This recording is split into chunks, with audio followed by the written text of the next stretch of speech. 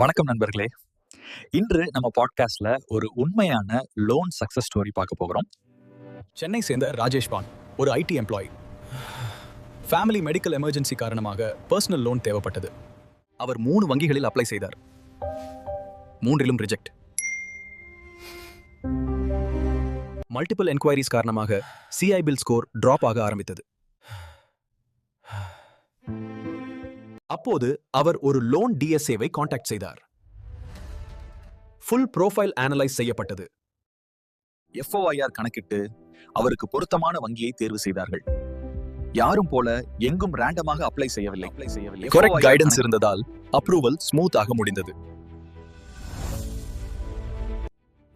இந்த ஸ்டோரியில இருந்து என்ன கற்கலாம்? மல்டிபிள் என்கொயரிஸ் அவாய்ட் செய்ய வேண்டும்.